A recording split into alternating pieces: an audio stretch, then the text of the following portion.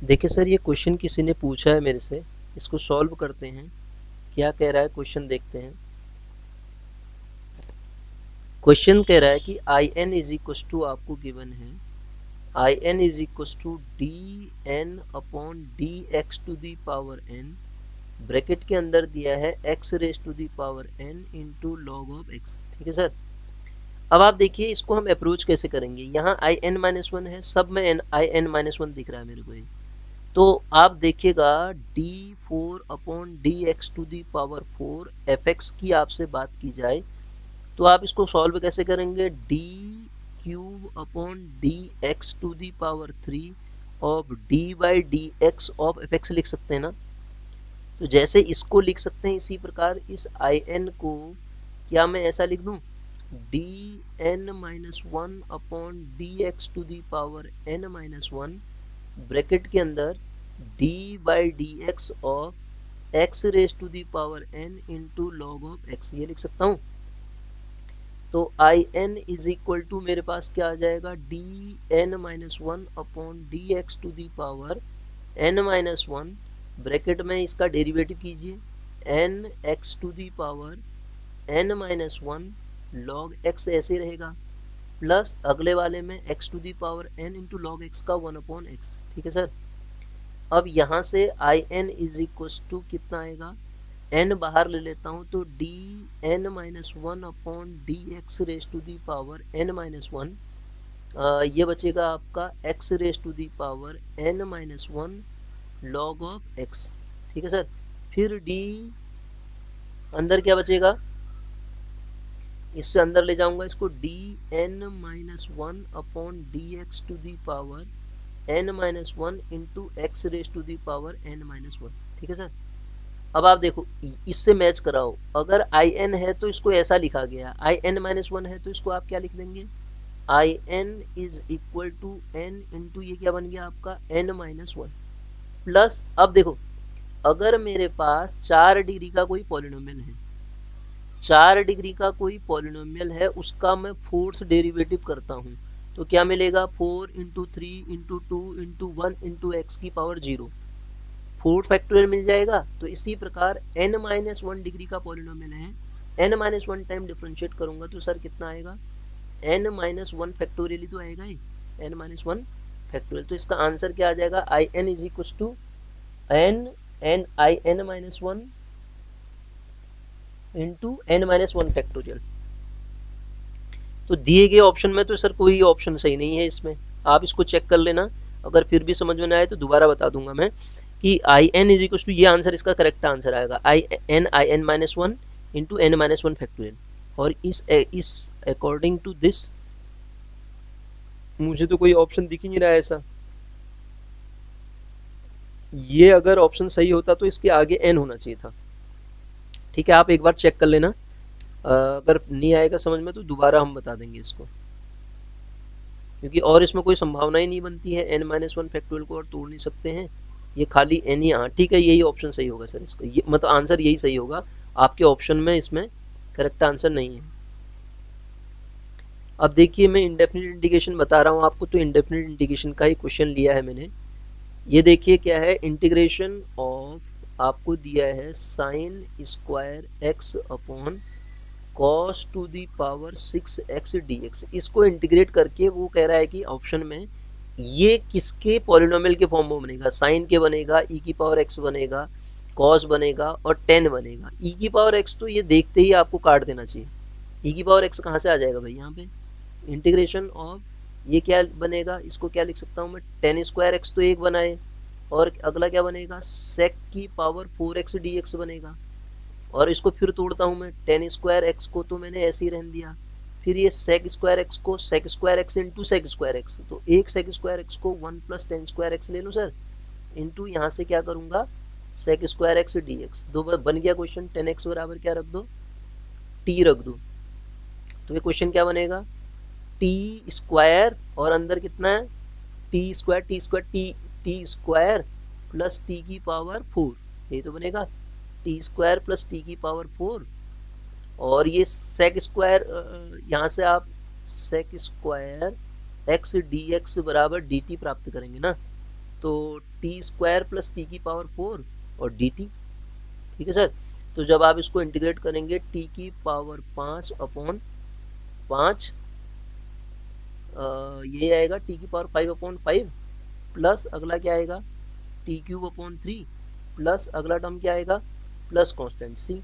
तो ये क्या कह रहा था टी मतलब 10x, 10 की पावर के फॉर्म में वाला आंसर कोई है तो वही आंसर होगा। एक ही आंसर है, साइन का आंसर आ नहीं सकता और कॉस आ नहीं सकता, 10 ही होगा और डिग्री 5 दिख रही है इसकी, है ना। मैंने रखा नहीं वैल्यू, सीधे आप समझो टी की पावर 5 आ रहा है ना, तो a polynomial of degree 5 in 10x, 10x में 5 डिग्री का पॉलिनोमियल बनेगा, वही तो बन रहा है।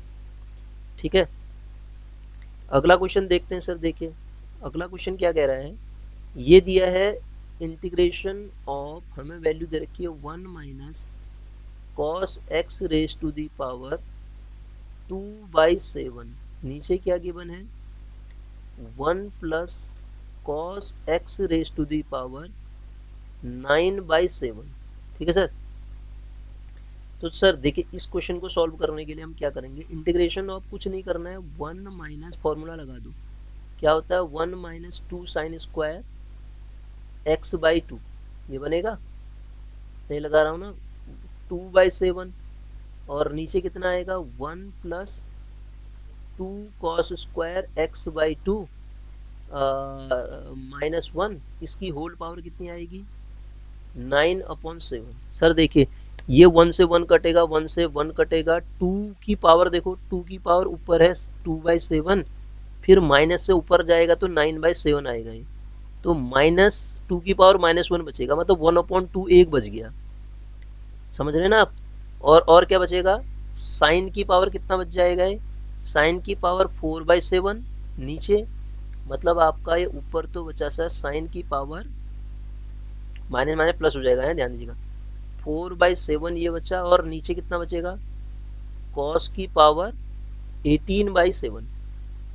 ठीक है, डी एक्स, बस बन गया क्वेश्चन 18/7 dx। तो अब इसको क्या कर दो, इस टाइप के क्वेश्चन को सॉल्व करने के लिए क्या करते थे, cos x नीचे है ना, cos x की पावर 4/7 से इसको भाग कर दो, तो जैसे ही आप cos x की पावर 4/7 से भाग करोगे तो ये तो बचेगा 10x by cos x by, ये क्या कर दिया मैंने, पावर साइन x/2 की पावर है ना cos x/2 की पावर 18/7 है।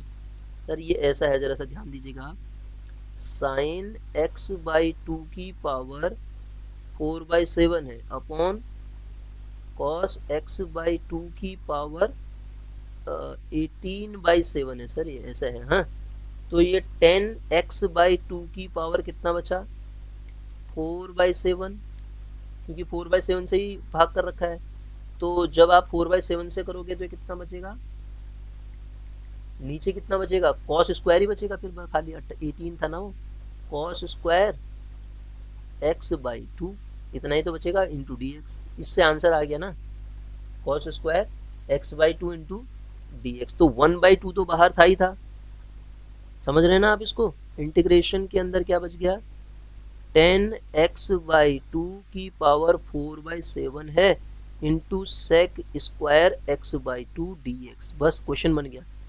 10x/2 को क्या ले लो, 10x/2 बराबर t, तो सेक स्क्वायर x/2 इंटू 1/2 इंटू कितना आएगा सेक स्क्वायर x/2 इंटू फिर क्या करते थे हम 1/2 dx बराबर dt,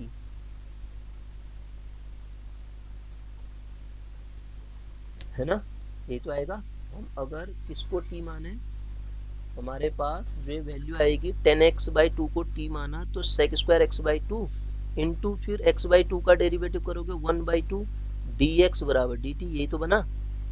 तो ये पोर्शन कितना आ जाएगा सर आपके पास, इंटीग्रेशन में जब आप सॉल्व करोगे तो t की पावर 4/7 बच रहा है, बस खत्म कहानी, dt, t की पावर 4/7 का मतलब t की पावर 4/7 प्लस 1 अपॉन 4/7 प्लस 1, तो 4/7 प्लस 1 का मतलब 7 4 11/7 और यहाँ 7/11 आ जाएगा। 7/11 वाला ऑप्शन कौन सा है, सारे के सारे ऑप्शन तो 7/11 दिख रहे हैं, दो ऑप्शन आ रहे हैं, 7/11, कॉस तो आएगा नहीं, 10 मान रखा है, तो इसका आंसर कौन सा आ जाएगा आपका सही, बी आंसर करेक्ट हो जाएगा। समझ रहे हैं ना सर?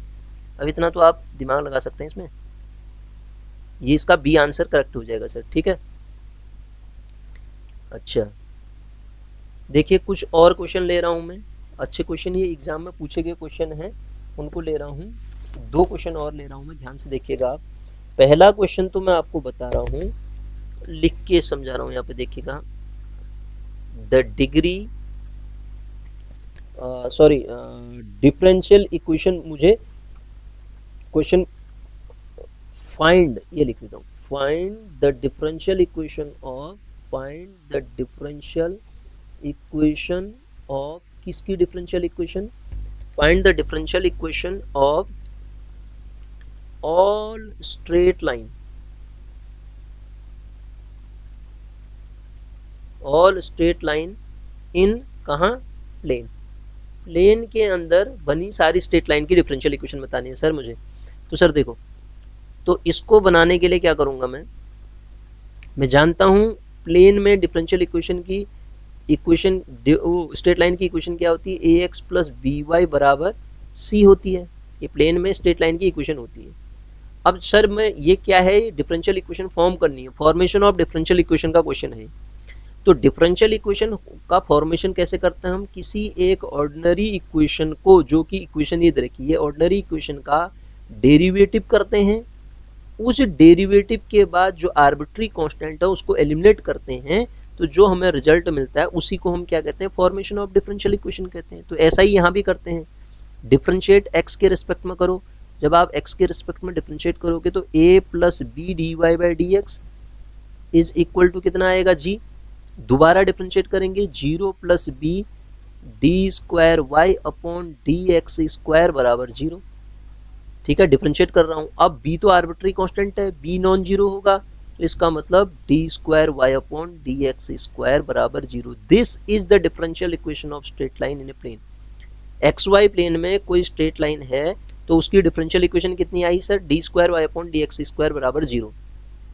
अब ध्यान से सुनो, इसमें पूछ सकता है कि इसका ऑर्डर और डिग्री, ऑर्डर कितना है इसका, हाईएस्ट ऑर्डर डेरिवेटिव 2 यूज हुआ है, इसका ऑर्डर कितना है, ऑर्डर जो है 2 है, और डिग्री कितनी है, 1 है, हाईएस्ट ऑर्डर डेरिवेटिव की पावर कितनी है यहाँ पे, 1 है।